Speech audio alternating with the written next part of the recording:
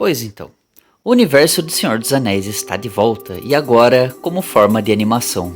Ou quase isso, pois o que é nos apresentado nessa nova obra, que é sim ambientada no universo da Terra-média, é uma história que acontece 200 anos antes da famosa Saga do Anel. Um novo retorno da saga ou apenas uma tentativa de chamar a atenção dos fãs do universo da alta fantasia de Tolkien.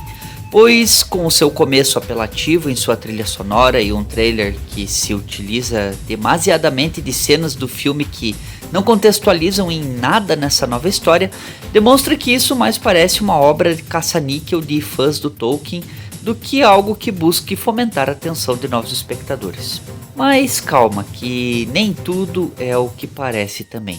Pois mesmo que esses elementos sejam fortemente utilizados de início, vemos que ainda assim temos algo novo e diferente do que já vimos, mesmo que para muitos esse filme seja encarado como algo lacrador e feminista.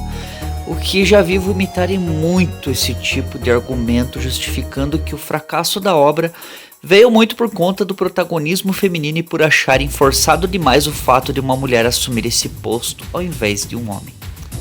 Sinceramente, eu vou te fazer uma pergunta. Você tem medo de mulher independente e com autonomia por serem acostumados a lidar com garotas submissas a qualquer ordem dada por vocês? Por favor, vão estudar um pouco mais e aprender a se colocar no lugar de adulto, porque chamar essa obra de lacradora e feminista só demonstra que quem possui esse tipo de opinião, além de demonstrar que tem medo de mulher e tem o ego inflado, tem dificuldades de entender isso aqui. I am no man.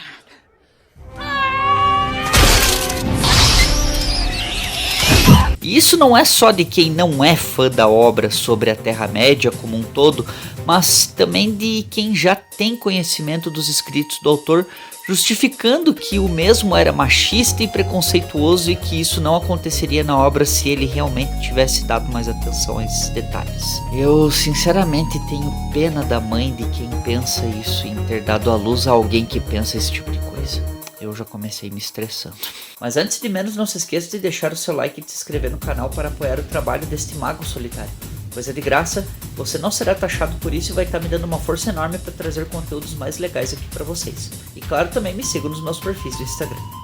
Link aí no bolso! Como de costume, não darei spoiler inicialmente da obra, onde focarei mais na parte técnica e quando eu entrar em informações mais precisas eu avisarei sobre, certo?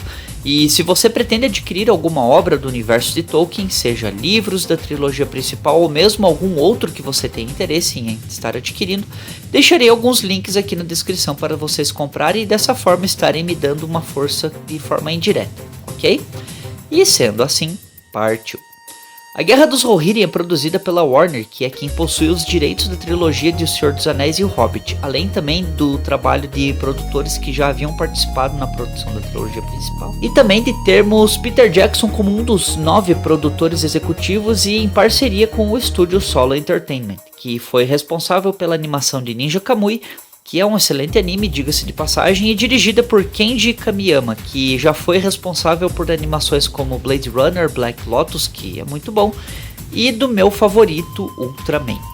Algo que acho importante de se esclarecer é que essa obra não possui conexão alguma com a série que está sendo exibida na Prime Video, Os Anéis do Poder, pois é uma obra independente e que vai focar em uma parte do apêndice A do terceiro livro da Saga do Anel, O Retorno do Rei, que conta sobre Helmer Hammerhand ou Helmer Mão de Martelo, rei de Rohan.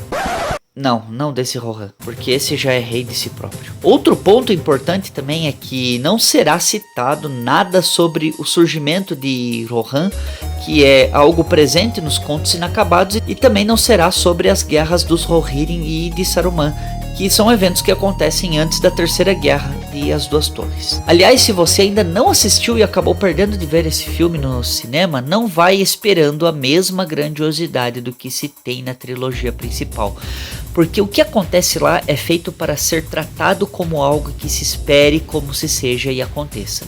Já aqui é uma coisa que foi idealizada a partir de escritos que o autor colocou em um apêndice como citação de um fato de um determinado local. Portanto, não pense que o nível de grandiosidade seja o mesmo que foi nos filmes, para evitar maiores frustrações, dizendo que a obra é pequena ou tímida em suas oportunidades de poder ser grande.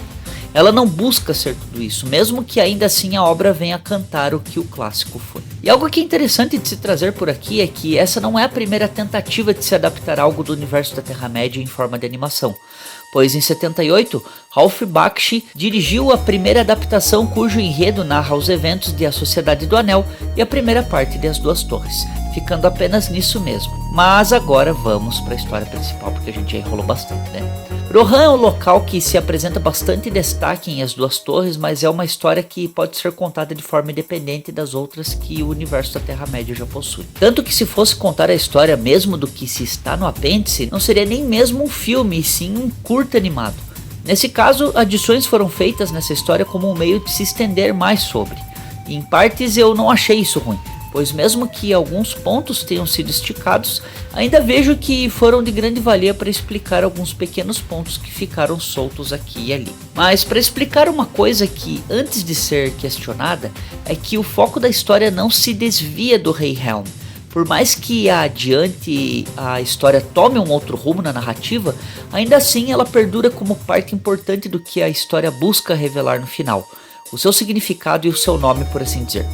E sim, a história vai apresentar inúmeros detalhes e referências da trilogia principal, tanto como personagens e criaturas que aparecem em determinados momentos, mas também com a trilha sonora como um elemento já para referenciar logo de cara aos fãs dos antigos filmes. Mas no que diz respeito ao que se está no apêndice do livro e que dá o início à história da obra, conta que o Lorde de Dulending, rei das Terras Pardas, junto do seu filho Wulf e acompanhado de alguns soldados, exige uma união com o rei de Rohan, onde havia um rumor de que a filha do rei seria prometida a um príncipe de Gondor, e o Lord Freka se opõe dizendo que não, pois ela deveria se casar com seu filho, e esse casamento seria a união de dois reinos muito poderosos. No entanto, o rei Helm se opõe ao pedido, onde os dois lords acabam duelando e Helm acaba matando o Lord Freka no murro, isso mesmo, com apenas um soco só. Isso explica bem o termo mão de martelo, de certa forma, né? E isso acaba desencadeando uma vingança prometida por seu filho. 4 anos depois, o reino de Helm é invadido e atacado pelo exército de Wulf, onde os Rohirrim tiveram que se refugiar no que conhecemos como o Abismo de Helm.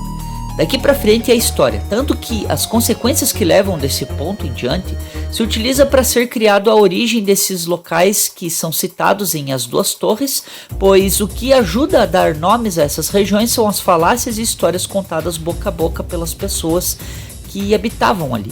E o anime pega esses elementos e dá vida em forma de pequenos arcos que vão dando esses significados do que formam esses eventos, ao ponto de se tornarem nomes dessas regiões. Além do mais, eu vejo que mesmo a história desviando do foco do rei e mudando para a filha como protagonista, não perde a linha de noção de enredo do que se busca na conclusão final, pois ela assumindo esse papel e dando a sustentação para o que se constrói a partir dela, além de fazer muito sentido, caracteriza sua noção de responsabilidade como um ênfase em suas decisões, pois ela ser o fato do início de tudo o que veio acontecer apenas afirma ainda mais a necessidade dela assumir esse posto na linha de frente do roteiro. A animação possui traços muito bons e bem desenhados, com alguns momentos em que parece ser utilizados efeitos fotorrealistas para algumas paisagens e fundos de cenário. Mesmo que em pequenos momentos ela pareça um pouco estranha, se aproxima do que temos em Ninja Kamui, mas com enquadramentos muito bons e detalhes que deixam o desenho rico e bem colorido.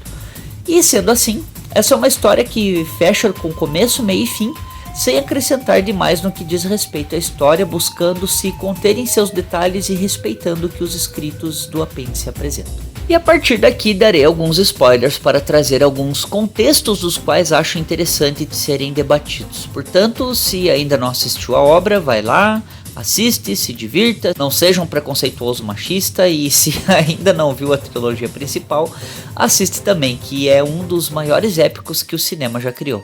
Lembrando que deixarei links de obras relacionadas ao universo de Tolkien para vocês estarem adquirindo e dessa forma me apoiando de forma indireta. E claro, para não pegar spoiler, é só pular para esse tempo que está aparecendo na tela, ok? 3, 2, 1, partiu! Pois então, obviamente que a mudança de protagonismo da história acaba acontecendo bem por conta da morte do rei Helm no próprio abismo, enquanto ele se sacrificou para salvar a vida da filha durante uma invasão em uma nevasca extremamente forte, pois seus 2 filhos acabam sendo mortos em combate e a única pessoa que acaba sobrando para assumir esse posto por ali é Hera, filha de Helm, do qual o local acaba sendo chamado depois de o Abismo de Helm ou Helm's Deep, como aparece em As Duas Torres, na Terceira Guerra que acontece ali. E a morte dele, além de ser algo que contextualiza esse fato como um detalhe importante da obra, cria um conceito de valorização do personagem e sobreviventes da guerra que, mesmo que não tenha tido tanto destaque no final, ainda assim completa seu ciclo como o apoio de seu primo, que lhe dá a ajuda que ela precisava na batalha e assumindo o lugar da coroa do seu pai, obviamente com o consentimento de Hera, fazendo com que esse fechamento deixe a obra com um final aberto para ainda assim possivelmente se criar histórias sobre suas aventuras. Mas e vocês? O que acharam desse filme? Gostaram? Não gostaram? Deixem nos comentários suas opiniões, o que vocês acharam. Falem sobre outros assuntos, o que quiserem, mas sempre com educação. Aliás, você já assistiu a animação Look Back de Tatsuki Fujimoto? Se ainda não, eu fiz um vídeo falando sobre ela e vai ficar aqui junto com mais essas 2 dicas de vídeos aqui para vocês, ok? Muito obrigado por ver o vídeo até aqui. Vejo vocês na próxima. Beijo bela, abraço fera e tchau. Fala aí, vai. Você gosta de uma mulher poderosa, né? Eu sei que sim. Ainda mais uma que nem a Hera, assim, que assume de frente os problemas, é independente, forte. Mesmo sendo rebelde, ainda assim é um mulherão.